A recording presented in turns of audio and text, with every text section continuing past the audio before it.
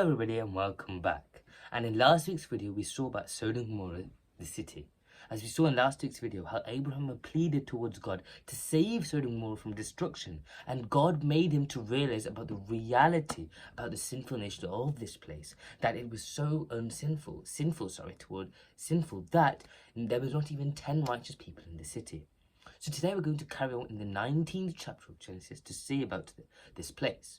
And we see when God's people had reached the city, we see Lot is at the gateway of the city. And what does this represent? It means that Lot was an elder of the city. And this is where the elders normally sit, which is the gateway of the city, of where they can understand the situation of people and create solutions. As the elders know then when they're sitting on the gateway of who's coming in and who's coming out, and it provides them to solve solutions and take necessary actions for whatever takes place. But we can see in Genesis 18th chapter as well, in the first verse, we saw Abraham met them in the gateway as well. And when they entered into his place, we see Lot had done a lot of hospitality towards them. But as they agreed, Abraham, not to Lot, did not agree initially, but they compelled him strongly.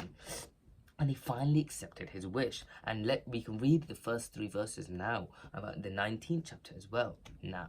So we understand about how Abraham compelled him at one point, and this allowed Lot to agree and accept his wish.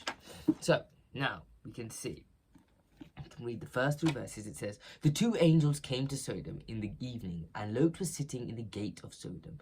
When Lot saw them, he rose to meet them and bowed himself with his face to the earth and said, 'My Lord, please turn aside to your servant and spend the night and wash your feet.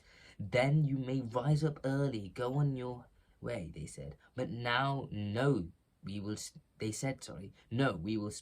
the night in the town square." But he pressed them strongly, so they turned aside to him and entered his house, and he made them a feast, and it baked unleavened bread, and they ate.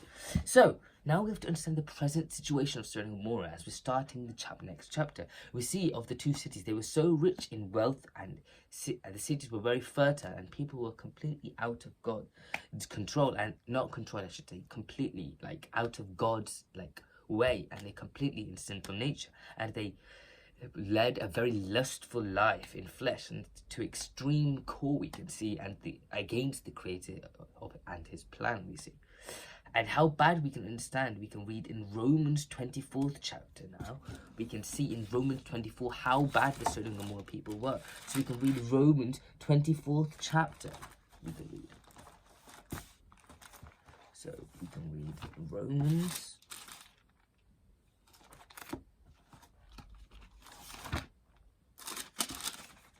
So if we read Romans, so it says in the Romans chapter of the 24th verse, it says, "Therefore God gave them up." We can see that's how much we can see what God does in the situation, in the lusts of their hearts, to impurity, to the dishonoring of their bodies among themselves, because they exchanged the truth about God for a lie, and worshipped and served the creature rather than the Creator, who is blessed forever. Amen.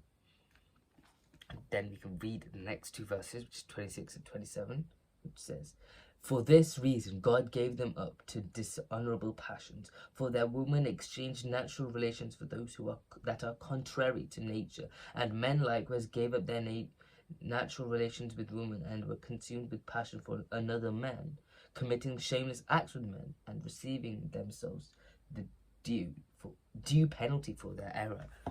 And we can see this is the verse where Apostle Paul is mentioning about Sodom and Gomorrah. We can see here how he explains the penalty or consequence of the cities, and the reason how they behaved badly and went to an extreme of this point. But we have to understand the clear point here. Why did God let them do these sinful desires? To go to the extreme of opposite sex. No, it's not opposite sex, same sex we should say. And we can understand more about this in next week's video, and we'll understand more about why God let this take place in the city of Sodom and Gomorrah, which is mentioned in the Romans chapter.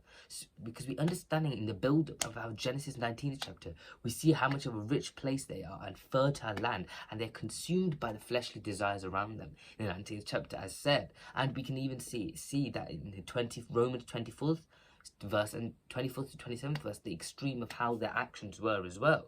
So we see all together this place was a very, very sinful place, and we'll see more about it in next week's video. So see you then. Bye.